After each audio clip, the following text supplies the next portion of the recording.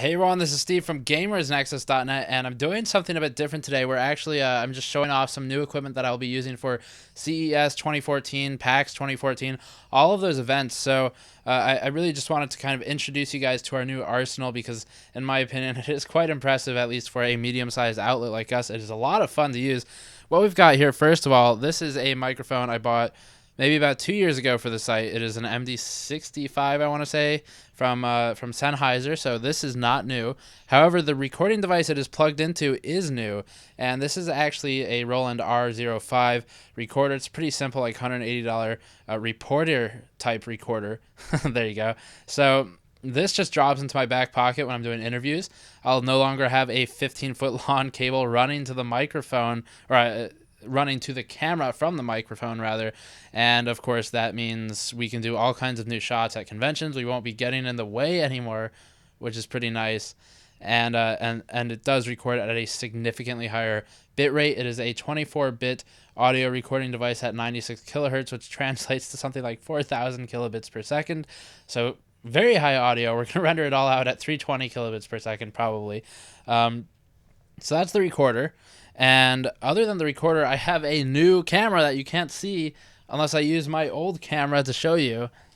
Go figure, right? That's how lenses work. Apparently, they cannot turn inward. So here's what I used to record with at these conventions. Pretty standard, small consumer level camera. Really not all that impressive, but pretty damn good for what it was doing. It is a Vixia, I want to say HF20, I think, and this I've been using for a couple of years. Not a very wide angle lens, pretty limited in its low light capabilities. It drops the frame rate to compensate for low light, and a couple of you have complained about low frame rates in some of our videos. This is why I finally figured that out. So the new camera is a Canon XA20, and it records at 28 megabits per second. Of course, this is significantly faster than most of our download rates. Unfortunately, that is the world we live in, but it is 28 megabits per second, and it does record at 60 FPS, so pretty cool for any kind of slow stuff we want to do. If we want to shoot, like, say we're doing a smoke test on a case, we can slow that down 2 times, which is really, I've got this, I'm surrounded in cameras and hardware.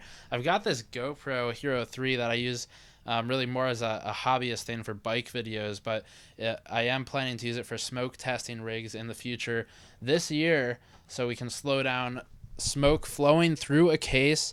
I think I'll capture it at, I want to say 120 FPS, which I can slow down about 4 times, and it'll still look pretty good. So that will show you the air channels when smoke flows through the fans, so you can kind of follow where the smoke is going and see where vortexes form with different fans. Getting off topic, you get the idea. Pretty cool stuff. So that's our new camera. I did get a microphone with it. It has a shotgun mic, which will improve the quality of discussion panels greatly. So the shotgun mic is, I actually honestly don't even remember what it is.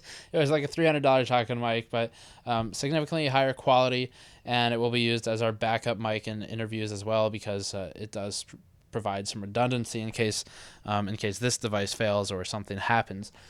So that's what we've got in terms of mic and audio. I've even got these little pretty standard white balance cards. These are pretty normal in the photography industry. I just never use them for GN. So we've got 3 shades here. We have a 60-something% gray or black, a pure black, and a pure white. And I can use that to set the white balance before a shot, which means, of course, that the lighting will look a lot better. So those are our primary devices. This is the camera I'm shooting with. It is a Sony A65 camera.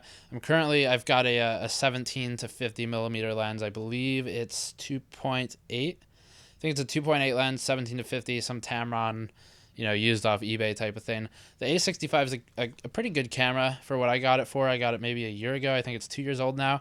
And it shoots very good pictures. Video is good, but it really struggles in low light. It doesn't compensate really at all. So that had to go for video, but it does good photos.